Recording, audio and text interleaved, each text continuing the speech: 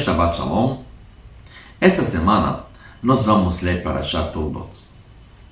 Parashat Toldot fala sobre duas pessoas muito famosas na história mundial, que são Yaakov e Esav.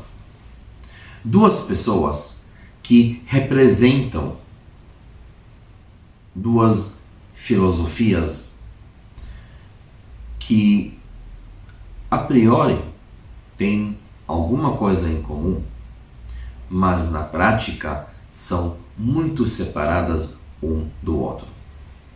Vamos então tentar aprofundar mais um pouquinho na personalidade de Yaakov e de Esav para tentar entender o que essa história significa para nós.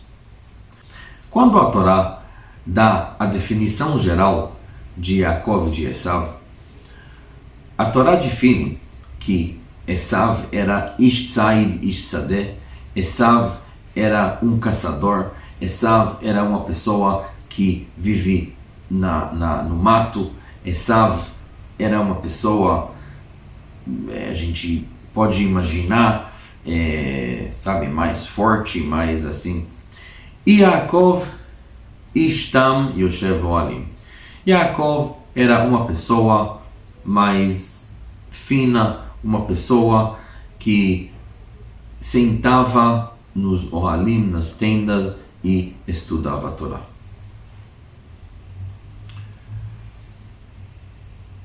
O nosso primeiro percepção é que Yaakov valorizava a Torá e Esav talvez não. Mas mais para frente na Parashá, a gente vê que Yitzhak, quando ele queria dar os brachot, os bênçãos para os filhos, Yitzhak, na verdade, queria dar o bênção principal que Yaakov acabou pegando. Yitzhak queria dar esse bênção justamente para o Esav.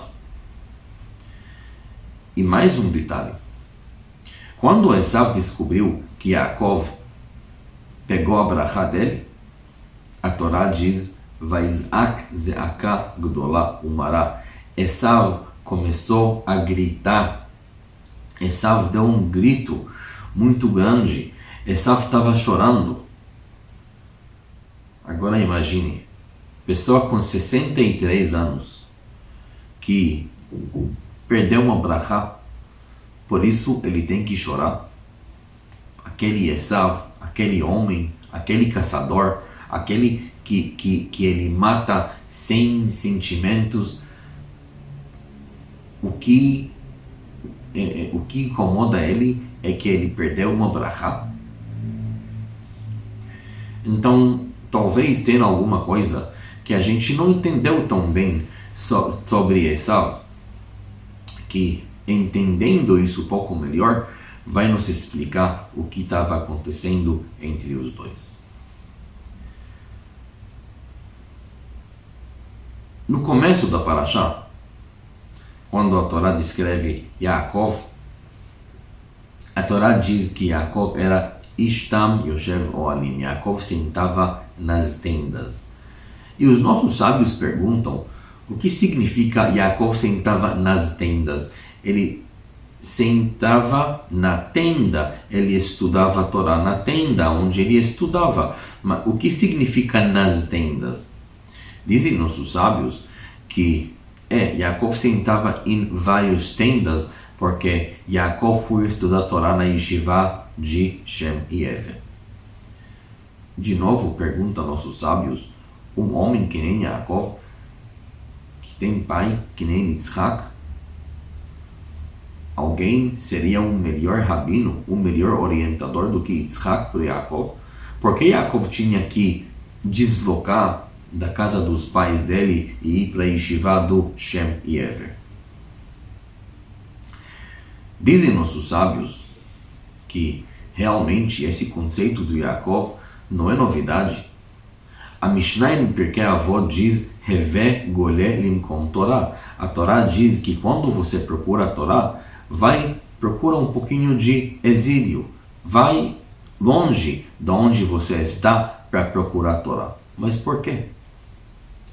O Tiferet Israel, um dos comentaristas da Mishnah, ele explica nessa Mishnah porque Torá não é que nem qualquer sabedoria que temos no mundo. Sabedoria, a pessoa tem que acumular. Quanto mais anos você estuda, você acumula informação. Mas acumulando a informação não necessariamente tem que impactar a sua vida. Quantos médicos tem que estudam sobre o impacto que fumar tem para os pulmões, mas no final das contas fumam? E nós podemos achar muitos exemplos que a pessoa estuda sobre uma certa coisa, mas no final das contas isso não impacta a vida dele. Diferente é Torá. Torá é para estudar e para ser impactado. Muitas vezes você estuda a Torá, você aprende que você está fazendo uma coisa errada, você aprende que tem que mudar como você está se comportando, como você faz certas coisas. Aí tem que mudar mesmo. Isso impacta a sua vida. E muitas vezes é difícil fazer essas mudanças no clima que a pessoa cresceu, no clima que ainda lembra a pessoa como criança, no clima que vão falar para a pessoa, mas você não cresceu assim, por que você de repente está se mudando? Então a pessoa tem que afastar às vezes do clima dele, faz a mudança e depois pode voltar como uma coisa já feita. Yaakov também, para a Torá impactar ele precisava sair da casa dos pais para ser impactado da Torá. E aqui nós chegamos no Esav. No começo da Parashá, a Torá conta que quando Esav voltou do campo, tudo cansado, ele viu Yaakov cozinhando lentilhas. E a Torá diz que Esav falou para Yaakov: Hal iteni na min ha'adom hazeh. Me dá comer, por favor. Na, normalmente é por favor, desse vermelho. Bom, Esav não estava acostumado a usar essa palavra na, por favor. Prova é que quando Yitzhak quer dar os brachot para supostamente Esav, que era Yaakov, e Yaakov começa a falar com linguajar mais delicado, Yitzhak diz: minuto, Yaakov, Hakol kol Yaakov, Ayadayim yedei Esav. As mãos se sentem como as mãos do Esav, mas a fala, isso não é Esav. Esav fala mais grosso, Esav não pede na, Esav não pede por favor. Esav não fala que Hashem fez um milagre, Hashem me ajudou. Isso não é fala do Esav. Então talvez nós temos que procurar outra explicação para essa palavra hal itenina. Diz o Saba Mislovodka que na em hebraico também tem outra explicação. Na em hebraico significa também cru.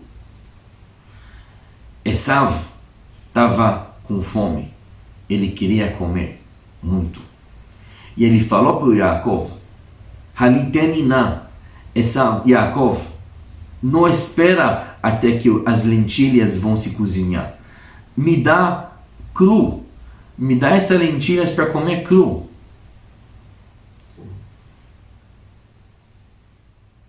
Um de vocês que uma vez cozinhou lentilhas sabe que lentilha crua até dói.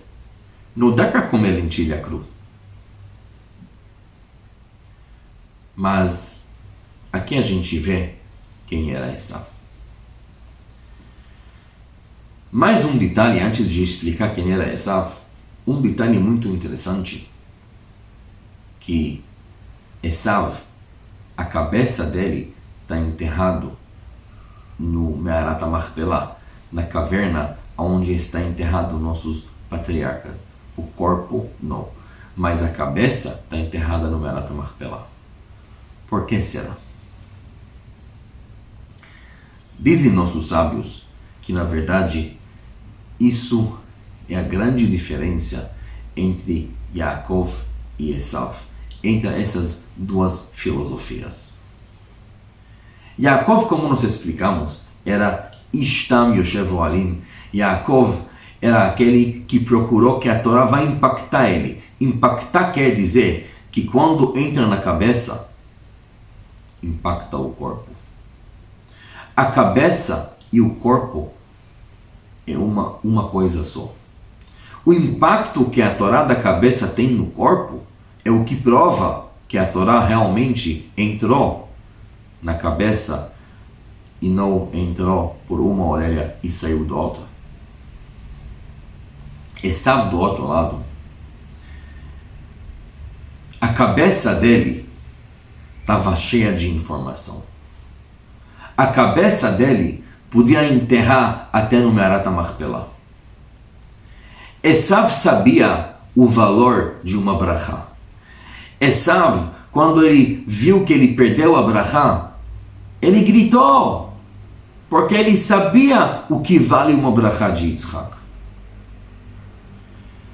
Só que Esav, o problema dele, que quando ele está com fome, quando o corpo começa a se manifestar, quando tem algum desejo, o corpo prevalece e a cabeça já está desconectada do corpo. Se Esav está com fome, se ele quer comer lentilhas, ele vai inventar qualquer teoria porque lentilhas cruas são boas. Quando ele quer uma coisa com o corpo, quando o corpo dele está com desejo de fazer alguma coisa, ele vai fazer. O corpo carrega uma cabeça que não tem nada a ver com o corpo. Ele tem muita informação na cabeça. Mas o que manda é o corpo. Então não é a cabeça que influencia o corpo. É o corpo que influencia a cabeça. O corpo que carrega uma cabeça que não tem nada a ver com ele. Sabe, aquela pessoa que quando tem desejo no corpo, já perde a cabeça. Então, já que a cabeça não tinha nada a ver com o corpo, a cabeça podia ter enterrado nos lugares de mais tzadikim que existe. Mas o corpo? Esav sabe que os desejos do corpo não valem, porque tem cabeça. Mas quando o corpo que manda, a cabeça já não tem nada a ver com o corpo. Por esse motivo, a Torá nos conta essa história. Todo mundo sabe a história do mundo. Não tinha nenhum povo no mundo que acabou derramando mais sangue do que os descendentes do Esav. Porque quando o corpo prevalece com os desejos dele, começa com desejos materiais, mas no final acaba continuando para o desejo de controlar territórios, controlar pessoas, controlar tudo. E quando os desejos acabam anulando o que está na cabeça, isso vai longe. A gente não sabe aonde para isso. Yaakov, o Yehudi, ele é o milagre da história. Porque um Yehudi fraco, vivendo entre todos os povos, que um dia acaba perdendo a cabeça, É um milagre como existe. Mas nós existimos porque nós temos uma promessa de Hashem que a gente vai continuar existindo. Para continuar existindo como Yehudim, como esse milagre, nós temos que saber que nós temos também que seguir o caminho de Yaakov, de Ishtam Yoshev Oalim. Nós temos que procurar estudos judaicos e nós temos que procurar que esses estudos nos impactam. Nós temos que cuidar e procurar que nossa cabeça será o que controla nosso corpo e não vice-versa. Shabbat Shalom.